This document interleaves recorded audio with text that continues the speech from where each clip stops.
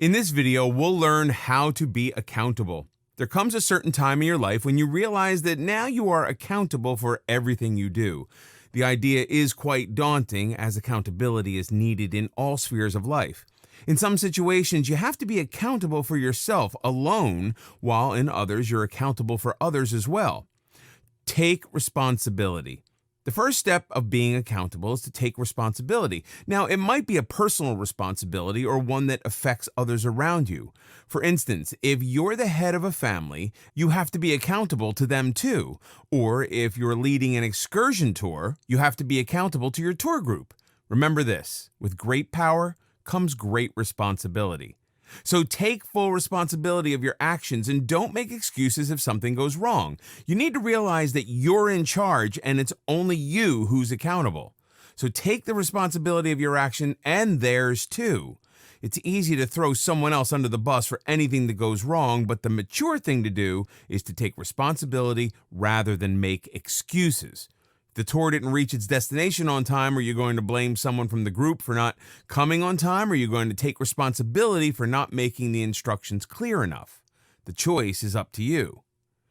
Always remember, it is mature to be accountable for yourself. It might not be the best feeling in the world at the time being, but you will feel much content later. Say it out loud that you'll do it. Positive affirmation is very important, so it's crucial to keep reminding yourself that you will do it. Sometimes you get sidetracked by events or people, but you mustn't let this be permanent.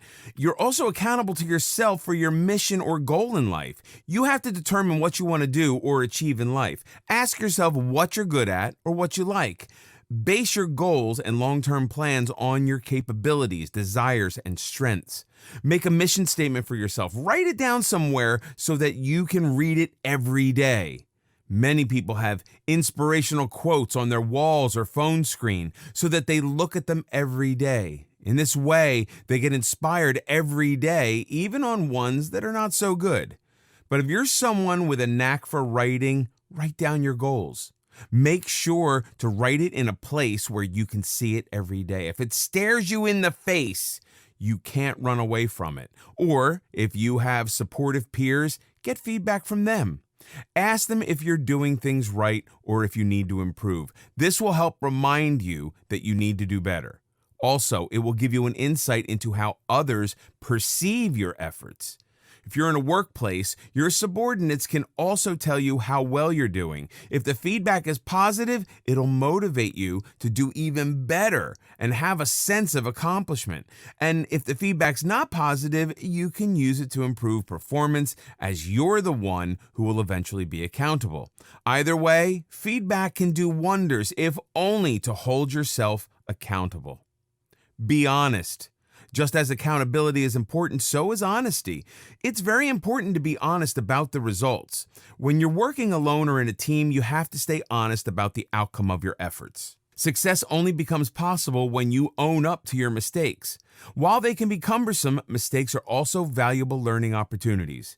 If you've done something wrong, own it. Ask yourself why it happened and what you can do to make it right. If you totally ignore it or lie about it to yourself and others, how can you ever hope to rectify it? Plus, when you're not honest with yourself, you'll always have a constant feeling of dissatisfaction. Your conscience won't let you forget it. So, wouldn't it be better to just admit it? Also, be honest about the goals you set. Be realistic. Holding yourself accountable for your actions is also a reality check to set goals that are attainable. Realism is essential when setting goals. Say you want to save money for a car and you tell yourself that you will do it in a year's time. Now, you need to be real about it. Do you have enough income coming in every month that you can save some of it for buying a car? Are you ready to cut out some expenses so that you can save? Will you be able to manage it in a year, or do you need more time? If you think your goals are realistic, proceed with them. Then, if you fail to buy a car in 12 months, don't make excuses or blame something else for it. Ask yourself why you weren't able to do it. Maybe you set the wrong time frame or misspent the money that you could have saved on unnecessary things. Be fully honest with yourself about the results of your personal quest or teamwork. A good way to prevent disappointment or unpleasant situations is to have a plan B so that you could fix things later. Being accountable can be a frightening thought because no one likes to be judged, especially for something that someone else did. But if you follow the right strategy and put in the effort, you'll be able to master the art of accountability. In this video, we'll talk about live in the moment. Living in the moment means to be fully aware and mindful of the present moment. It may involve some effort on your part, as it means not dwelling unnecessarily on the past or being overly anxious about the future. To live in the moment is to seize the moment you are in, living it to the fullest, experiencing it without letting the past or the future distract you. In fact, living in the moment means acknowledging that someday will never come. If anything, it's already here. It's right now. So don't put off your goals just because it's not the right time or you don't have the funds. You can still work for your goals despite these setbacks. The time may never be right unless you're prepared for it. So prepare right now. This presents the entire idea of living in the now and not just living it, but realizing the importance of it. Giving it the emotions and thought that it rightfully demands, focusing on what you have now, focusing on the task at hand, and focusing on all that you can thank today for. Be present and mindful. Being present in the now and being mindful of the very moment you're living in allows you to make it even more valuable and meaningful. Instead of pondering over the past or worrying over the future, make the most out of the present. If your goal is to spend more quality time with your family, then do so. Say you're in a family gathering, but instead of giving family the attention they deserve in the moment, your eyes are glued to the phone screen, your ear not paying attention to what the person sitting next to you is saying. You nod your head every once in a while without paying attention to what's been said at all. Even if the phone is put aside, the mind still remains occupied with it.